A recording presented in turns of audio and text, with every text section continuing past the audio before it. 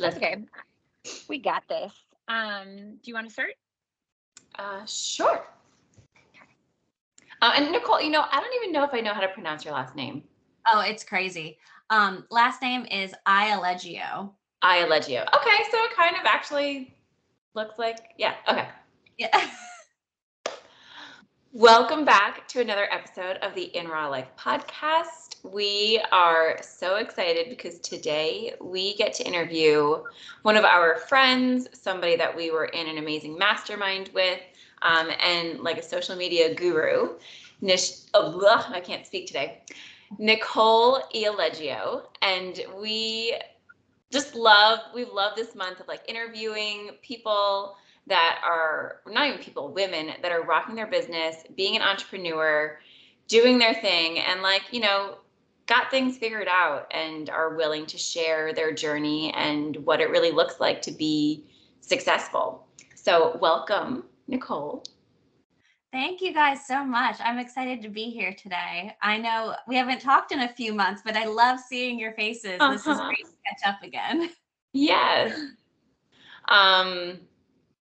What do you want to do, like our normal other stuffs here? I forget if we were doing that. We were kind of all over the place with these. Sure. But okay, so before we get started, we just want to remind you that we have I don't even know what I'm saying. Okay, I'm gonna start over. Oh Lord. Okay. Before we get too far into it though, we want to remind you that if you feel like you are on the journey of bettering yourself, getting your stuff together, whether you're a business owner or not, if you're just looking for some time management tips, if you are looking for encouragement and you want to be empowered by a group of really awesome women, then we recommend you join Work-Life Balance for Empowered Unstoppable Women. That is our Facebook group. We've got a great community going there, and we'd love for you to be a part of it. There's a link in the show notes. Dog's about to bark. Okay.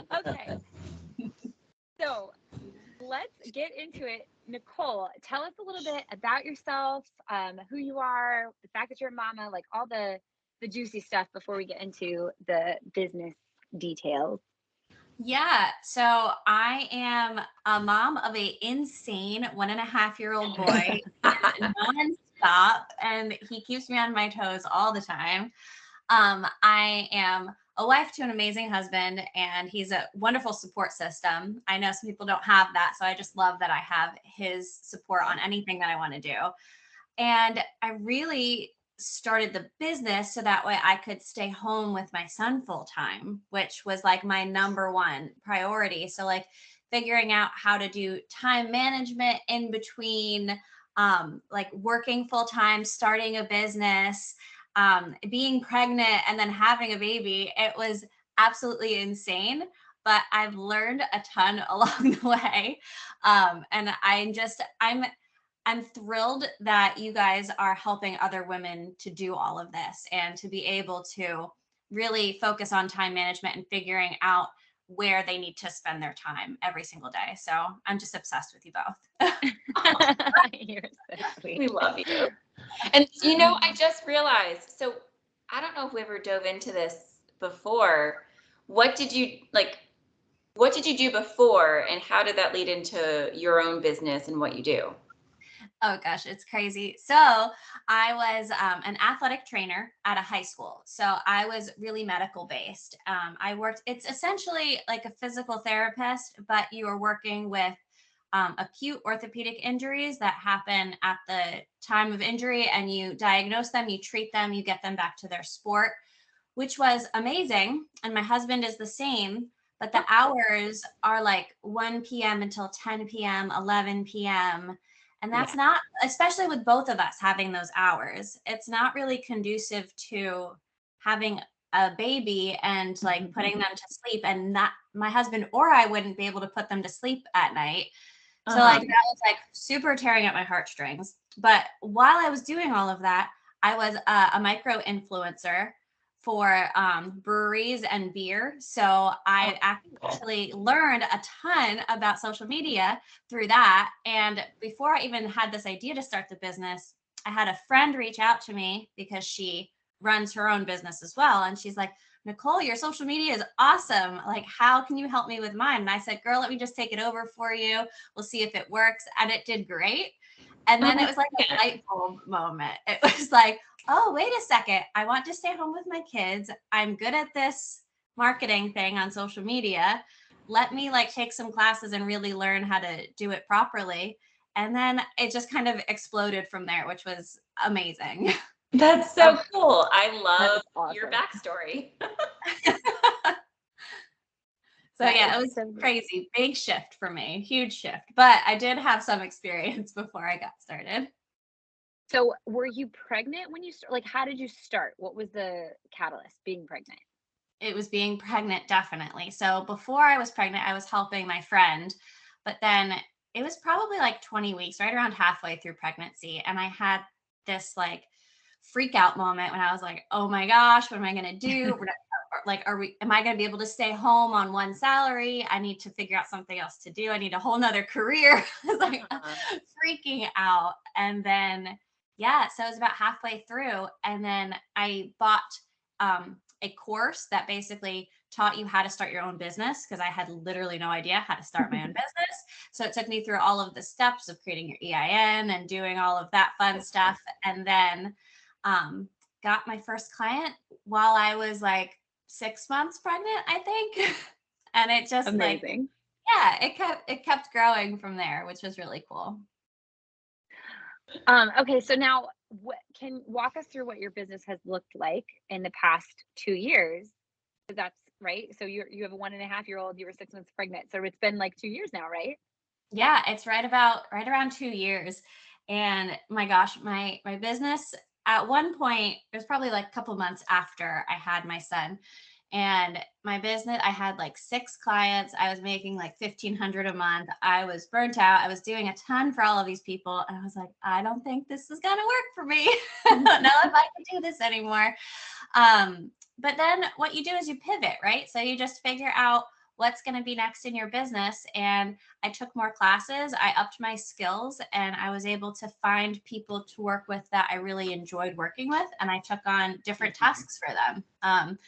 So that's what I did. And I also niched down. So I was like a virtual assistant in the beginning. So I did everything for everyone. I did podcast management. I did podcast editing. I did blog writing for people. I did a ton of things. And then I was like, why am I doing all this? I really love social media management. As soon as I shifted to that one thing, business exploded. I was able to really work with the people that I want to work with. And now I'm actually niched down even farther, and I'm working with female and mom business owners that are helping other moms. So that's awesome. Yeah, that's like my whole client base right now. And I love it. That is so cool. So how has it, like everybody always says, oh, you should niche down. Like that's like such a thing that people say. Do you feel that niching down that much has made a big difference or not? What do you think? It has, but I understand where people are coming from. I was so scared to niche down to just social media marketing. And then I was scared to just focus on like female entrepreneurs, because you're like, well, I'm turning away all of this work. But you realize then that people want experts. So people are looking for experts in certain things.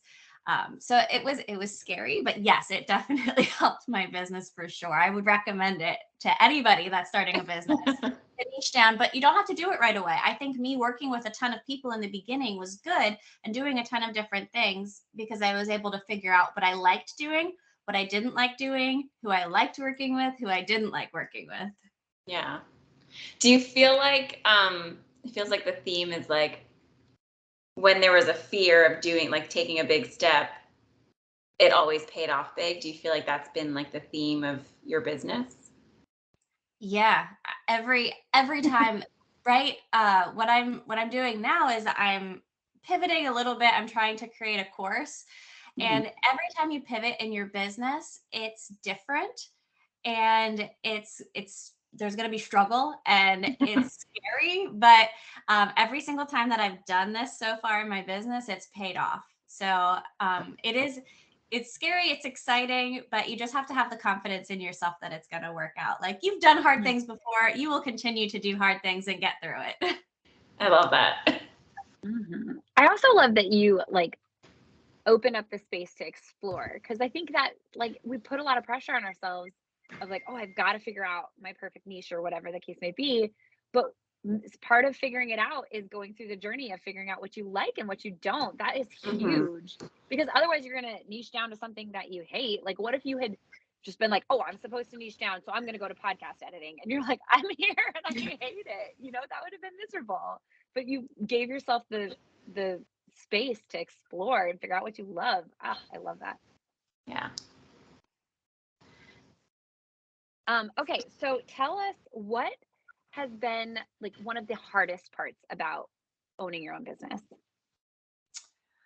Owning your own business is difficult because you're told from everybody, everywhere, all the time to be in all of the places at one time.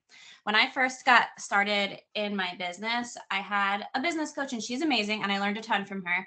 But she was telling me, you need to be everywhere all at the same time. You need to be omnipresent. So I'm like, okay. So I had Instagram, Facebook, Pinterest. I was on Clubhouse. I had a Twitter. I had, what else? I was on people, like everyone's podcast. She wanted me to start a YouTube channel, which I thankfully didn't start yet because it was too much when I first got started. And when you, at least for me, when I first got started and I was trying to do all of these different things, it was really difficult for me to focus and to put quality into each one of these different platforms because they all require something different. So when it wasn't until I realized, like, Nicole, you just need to focus on one. And I put all of my focus to start into Facebook, and I was able to surpass my monthly income goals that I wanted to do. And then once you have a handle on one, then yes, you can branch out. And then you go to Instagram, and then you go to Pinterest, and then you go to the next one. But when you're first getting started, I don't recommend that we listen to the marketing gurus because we don't have the budget or the bandwidth to be in all of these different places at one time and create quality content. Like, yes, we can be in all these places, but we're not going to create quality in all of these different places right away. So that was like the biggest turning point for me in my business, was like, nope, focus on one, try to make connections and actually talk to people, create good content, provide value, and you will definitely see a return. So that was probably the hardest part for me in the beginning of starting a business. Yeah. How did you overcome that? Like, what told you to stop listening to your business coach and do what you felt was right? So I actually told her, I said, I really feel like I'm spread too thin. And especially being a brand new mom at the time, I was like, I can't do all of this. It's almost impossible for me. And I feel like I just want to quit being an entrepreneur. And she said to me, she's like, well, why don't you, it was her idea, actually. She said, why don't you just try to focus on one for now until you feel comfortable? And then, so I did exactly what she said and really, really focused on one and did a really good job at it. And then it just kind of took off from there. So it was her advice, but her initial advice was to be everywhere all at once. That's why I love her. She was amazing. But the first advice definitely sent me down a little rabbit hole. Yeah. But then it's a learning process too. Like, even business coaches get to learn too. Like, oh, that wasn't the correct thing. Let's try this. Exactly. Yeah. Exactly. And it was kind of mind blowing for me when that happened. And now one of like the backbones of what I teach to my coaching clients and my students is, we're going to focus on one until you see some traction and you make some money, and then we're going to move on to the next one. So like, that's the main thing that I teach them now in my business. That's awesome. And have you moved on? Like, you're not just on Facebook anymore, right? No, I'm on Facebook and Instagram mostly now. I'm really working on increasing my Instagram presence. I love Pinterest. I do Pinterest for all of my clients, but I haven't really done it for myself yet. So I'm starting to dabble in Pinterest, and then eventually YouTube, but not yet. And I love love that, it. like, you are like the social media person, like, you know how to do it all. So I'm sure it's kind of almost hard to like hold back from doing it for yourself. So you're like, you really have that strength of, no, it's not time for that yet. Even though that sounds exciting, even though I know how to do it, I know myself and what I can handle, and that's not it yet. And that's awesome. Yeah. Shiny object syndrome is a real thing. Yeah. I was like, I want to be on Pinterest. I want to be on YouTube. I'm going to start my own podcast. Uh-huh. And I'm currently pregnant. So I'm like, Nicole, no, stop. Focus. Focus. Maybe after the baby is like 6 months old, we can think about adding another one. Only one baby at a time. Right now, Exactly. Next it'll be a digital baby. Oh man. So what would you say is like your driving force that keeps you going when it gets hard? The driving force for me in my business is the fact that I have time freedom in my business now. So I just keep reminding myself of that. And actually, a couple of months ago, I had a month where I had 2 clients drop off, and I had stopped really looking for new clients because I'm pregnant and because I didn't want to add any extra workload right now. And it was fine. I still had enough to survive. We're good. But it was one of those things like, oh, this can happen really quickly when you're an entrepreneur. Like you can have an up month and a down month really, really quickly. Why do I want to keep doing this? And I thought about it and I was like, the past 2 years have been amazing. Literally, if I want to, I can just like go to the park with my son at 11 o'clock in the morning, and then I can finish client work up later at night after he goes to sleep. So I have the time freedom to do what I want, when I want, as long as I make sure that I get all of the work done. And I have location freedom too. So as long as I have Wi-Fi, I can do everything that I need to do, which is amazing. So yeah, you don't necessarily have the stability right away, but once you get going, you realize that as long as you plan to have a down month and plan out your months a little bit better, it's way it's way better for me. I love it, especially having kids. Like now I'm like, oh well, Kevin's holding us back now. My husband's at work and like he can't ask off right now. Now he's holding us back. Oh, that's great. Jess, do you have any more business related questions before we get into the real hard hitting stuff? I don't think so. I think that was, I loved it. I thought that was awesome. Okay. So Nicole, I feel like I didn't prep you for this. And if I didn't, I'm so sorry. We usually prep everyone for this, but I may not have done it for you and I'm sorry. But we ask all of our guests what's the rawest moment that they're willing to share of your whole life, not just your business. And the reason we do this is because we just want to show people that like life can be really challenging sometimes, but it doesn't define your whole life. And there's victory even in the things that hold you back or the times you feel like you were the worst human ever. Like you can still push through and overcome and be strong on the other side. And it's also to show that like even though you are a super successful entrepreneur, only in business for 2 years and make like your complete schedule and have time freedom and all of that, like life still happens. So is there something in your life that it could be absolutely anything that you're willing to share that shows that you're human too? Yeah, that's a great question. And it's something that I am starting to talk about a little bit more because I think that it is really important for people to know about like not only the amazing things that happen, but also the difficult things that people go through. And it is business related, but it's the first thing that popped into my head. I was 3 months postpartum and maybe even 2 months postpartum. I remember holding my newborn baby in my arms and I was going through some postpartum depression and anxiety, and I was only making I think $1,000 a month at the time, and I had all of these clients and all of this responsibility, and I was a mom and I was struggling with my identity and who am I now, and I don't even have my old job that was my life for the past 10 years. So I was really struggling, and I had my husband came up to me and he was like, you're so miserable all the time. Why are you so miserable? And he never says anything like that. So I know I was being not myself. And I just remember sitting, I took Bryce, I went into the nursery, I sat on the floor and I was just holding him and I just bawled. And I was like, there's no way that this is going to work for me. I'm never going to get past this. It's too difficult. I need to figure something else out. And it was just like, it was probably the lowest moment that I can remember in the past 10 years that I've ever had, just because I've always had like a set structure of my job. I know how much money I'm getting in every month. I know myself. I had hobbies.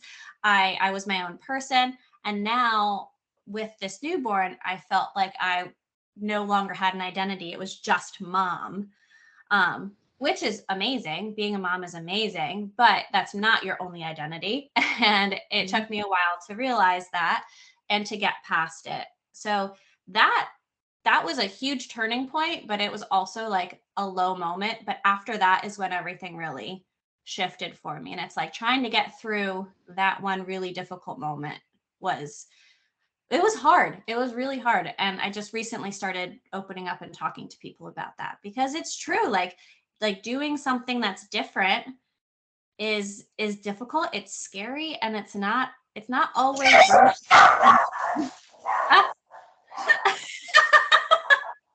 It scared the heck out of me. It sounded like she sneezed and then it turned into dog barking. That's great. That's life too, right? Having the dog bark in the middle of it. It's so true. It's so true. Okay, continue on. I think that was really the end of what I was going to say. It was just that it's just really, really, oh, look at your little baby belly. I'm sorry. So cute. Little one baby.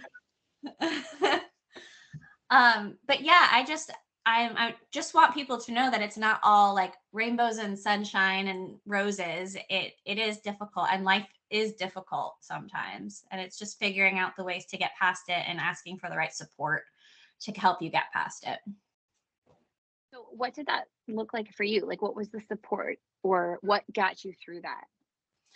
I invested in a different business coach to like work through my mindset issues when it came to money and owning your own business. I started talking to a therapist, which really helped with my postpartum anxiety. And then just really, I sat down with my husband and we talked about how everything's changed. And that was really helpful too. So I think it was just like a combination of a couple of different things and figuring out how to still be myself while being a mom. Mm-hmm. I also love that you called it postpartum anxiety because I feel like that's something that is not talked about a lot. How did you differentiate that it was postpartum anxiety and not postpartum depression? I've always had a little bit of anxiety just as a person. I'm an anxious person. But as soon as I had my son, I was anxious about literally everything. Like I would even get like heart palpitations and heart racing, and I would get like the sweaty palms, and I would just think that the worst thing was going to happen all of the time, like crazy things. And I couldn't even sleep when I was supposed to sleep because I was too busy staring at the monitor. Like, is he still breathing? Because he's probably going to stop breathing in the middle of the night because that happens sometimes. And I was crazy, and it was really difficult. So I was sleep deprived too, on top of all of that, which is not fun. No. Yeah. It's hard. It's crazy what the hormones do to us. Like we become just like these worry, like balls of worry. I had postpartum anxiety with my second one. And it was like, I kept looking up like postpartum depression and not finding much help. And then when I finally realized it was postpartum anxiety and not depression, I was like, oh, okay. Now I know how to fix it because it's anxiety, not depression. And it was so enlightening to me. But what everyone tells you about postpartum depression. And like when you get asked those questions at the doctor's office, like, do you want to harm yourself? Do you want to harm your baby? I'm like, no, I don't. I don't. That's the opposite.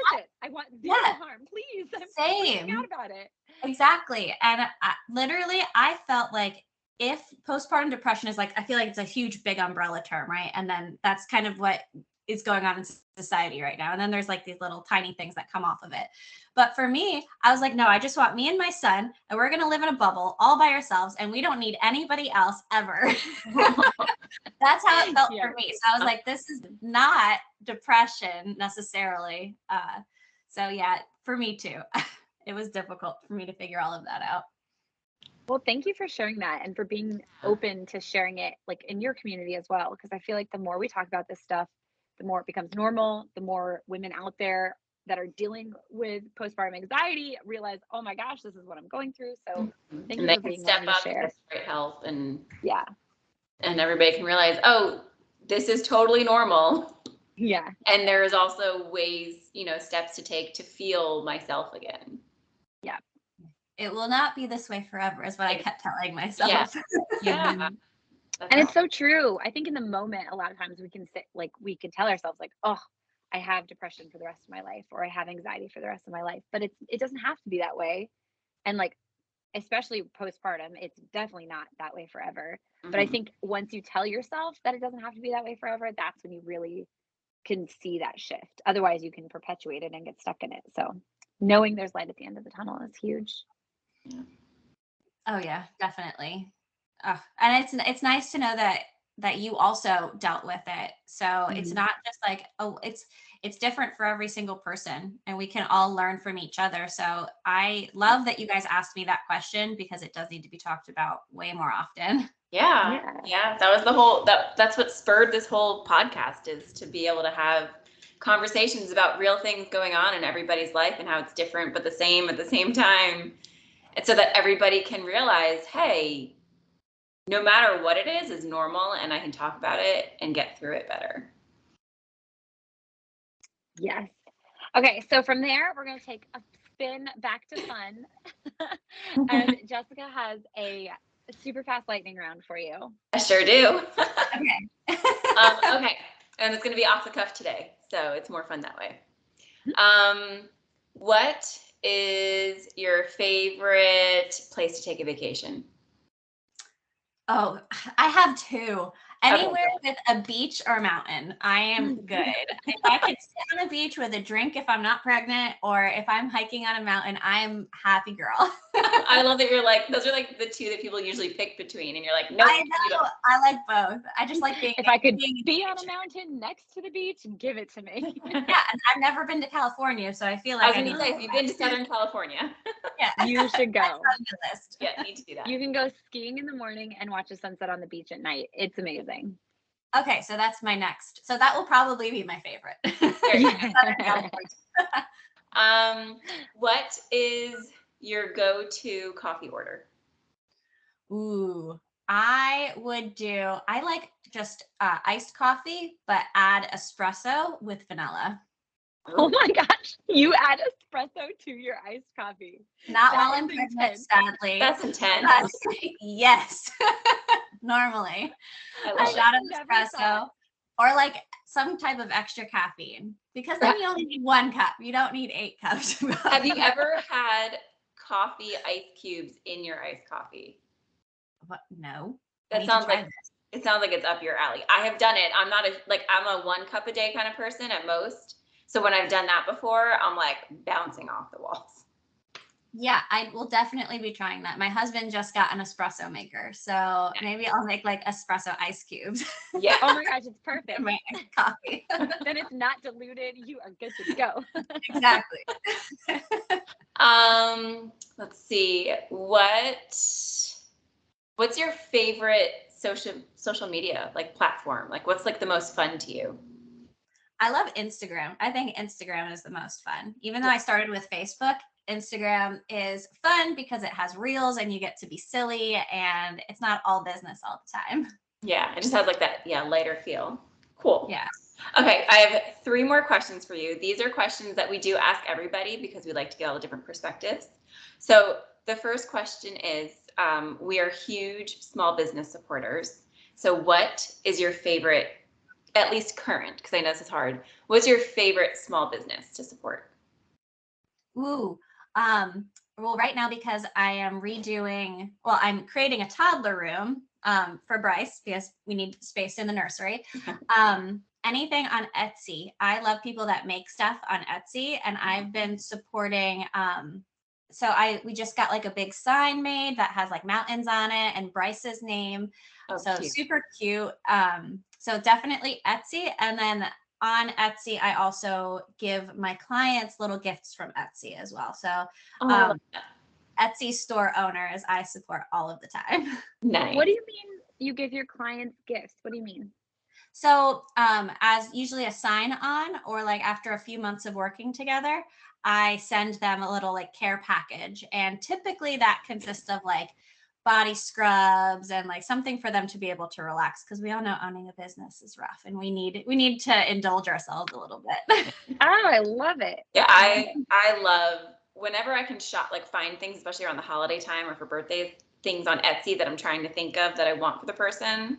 I go there because I love Etsy too.